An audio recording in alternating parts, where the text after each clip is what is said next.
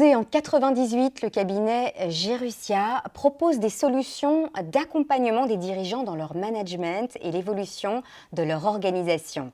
Rencontre avec Bernard Antonucci, dirigeant de Gerussia et cofondateur de la méthode Ephora. Bernard Antonucci, bonjour. Bonjour. Bienvenue sur le plateau d'Ils font l'actu. Alors, Gerussia a 4 domaines d'activité: l'accompagnement aux dirigeants, aux managers, aux équipes et la formation. Concentrons-nous d'abord sur l'accompagnement aux dirigeants. Que leur proposez-vous? Alors, nous prenons le soin de les aider à structurer leur vision et à dynamiser leur projet d'entreprise en travaillant sur la prise de décision collective, en prenant le soin aussi de développer des outils de supervision et de coordination.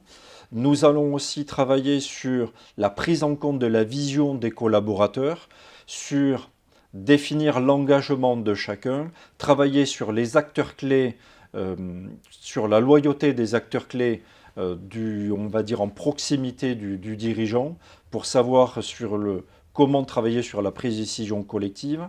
Et nous prenons aussi le soin de travailler sur des formations pour mettre en œuvre les projets qui ont été définis par les équipes dirigeantes ou par le dirigeant. Et nous allons aussi travailler sur l'ancrage territorial pour développer l'image de l'entreprise sur son territoire, développer sa responsabilité sociale toujours sur son territoire, soit sur la notion de création d'emplois, soit sur la notion de développement de valeur, soit sur la notion de transition écologique. Alors pour arriver à les accompagner efficacement, ces dirigeants, ils ont besoin de se sentir en confiance, de se sentir écoutés.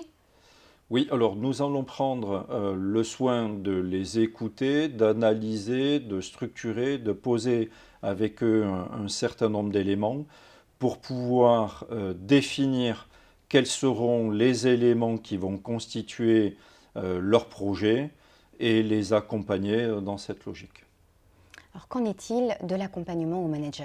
Alors pour les managers, nous prenons le soin de les accompagner opérationnellement dans leurs activités. Et pour cela, on va travailler avec eux sur, par exemple, leur prise de poste, sur la définition des enjeux ou la gestion des enjeux.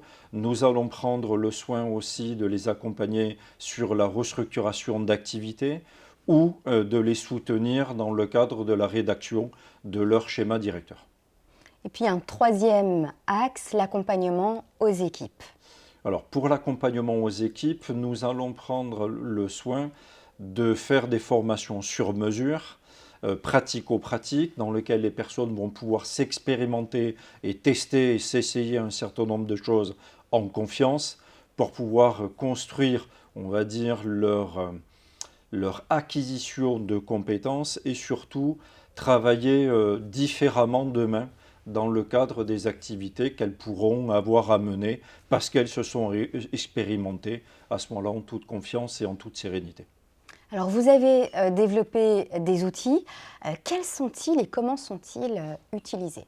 Alors nous avons développé notre propre méthode qui s'appelle la méthode Ephora, qui est basée sur diverses on va dire, expériences pédagogiques, telles Montessori et Freinet qui travaillent sur la prise de responsabilité, l'autonomie, pour pouvoir acquérir les savoirs, et surtout pouvoir le faire à son rythme. Et ensuite, on va travailler aussi par le travail de groupe, l'expérimentation, la nécessité de l'engagement, qui sont cette fois-ci des éléments pédagogiques liés au métier de la défense ou au métier de l'urgence. Alors si vous deviez retenir quelques exemples d'accompagnement qui vous caractérisent et que vous jugez être des points forts de Gerussia, quels seraient-ils?